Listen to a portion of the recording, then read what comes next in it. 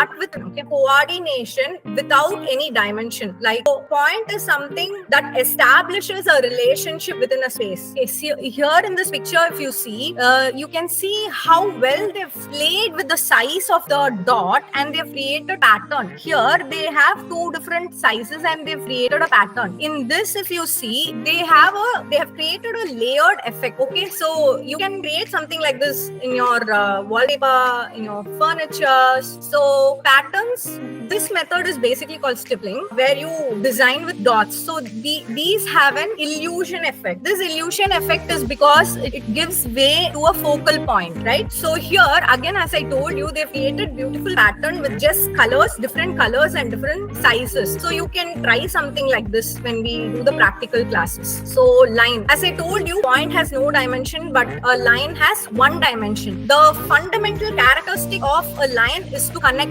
anything, any two different points. Okay, this connection can be visible, cannot be visible. Okay, say for example here, if you take dashed lines, no, it is not necessary the dashed line needs to meet a point, right? And the lines also invoke a sense of movement and direction. So lines can also be used to show moods. So these are some of the type of lines, like curved lines, horizontal line, vertical, zigzag, curly lines. So when the line comes with it's called thickness. So we will see about thickness also. And while sketching, sketching is basically when you do it with freehand. So we don't call them lines because line is something when you draw with a ruler. So it's called stroke. The lines are called stroke when you're sketching. So let's see about horizontal lines. So when you go to a beach, you feel relaxed, calm, peaceful. That's because of the horizontal. You see the horizon. Okay. So yes, horizontal lines can make your room or building look wider and shorter. Say for example, you have a short corridor and you tend to make the corridor long. You can have these kind of horizontal line paneling or wallpaper to make it give a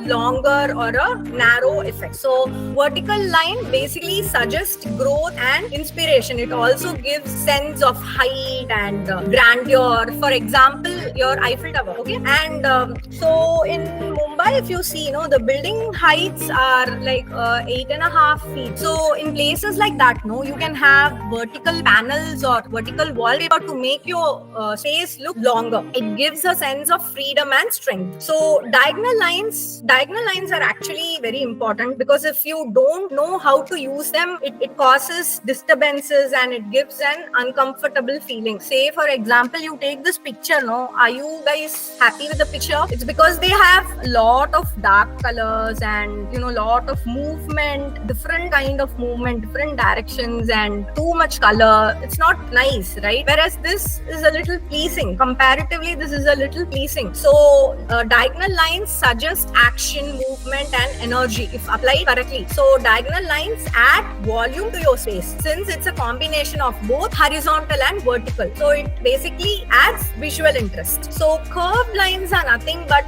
repetition of circular lines. Okay, so these circular lines are repeated. It also gives you an awe feeling. You feel nice, when you see this interior, when you sit here, how do you feel? So it shows visual interest and it adds a little complexity. You feel like, wow, it looks very difficult. I mean, they've designed a very complex space, right? So it also gives you a flowing and a wavy effect. So shapes are basically two-dimensional and there are three types of shapes: geometric, organic and abstract. So geometric is when you have a rigid regular shape and it can be easily drawn with a compass or a ruler. So these beehives and onions, they are all very geometric in shape. So you don't have a complex feeling. Okay, you feel that it is all under your control. So these are geometric shapes. So organic shapes are like free-flowing shapes. They are found in nature, like your fruits, leaves, rocks, mountains. So they're all very irregular and they don't have like a specified shape. You cannot draw a mountain with a ruler. Maybe kids might draw, but we don't draw, right? So they are a little organic in nature. And abstract is nothing but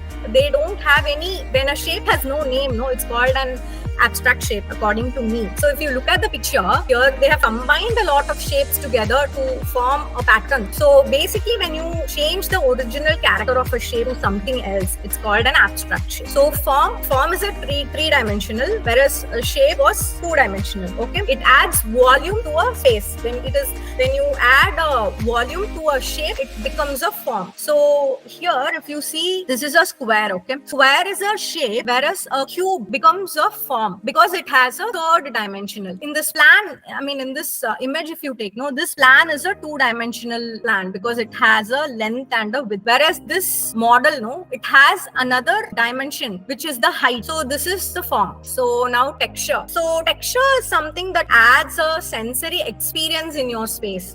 Say for example, you're all watching this presentation in your laptops or phone. So your phone might have a smooth surface, or your phone covers might be a little rougher when you touch. Your walls might be a little rough or hard. The rugs are like soft. The glasses that you're wearing, or the glass paneling inside your homes, they must be glossy. So this is basically texture. Texture is a surface quality. Okay, you might feel and look that way. Okay, for example, this is a leaf, right? So when you touch a leaf, you can see the veins in it. So smooth surface reflects light, and rough surface absorbs light. For example, when you have glass mirror paneling or metals, they tend to make your space look brighter.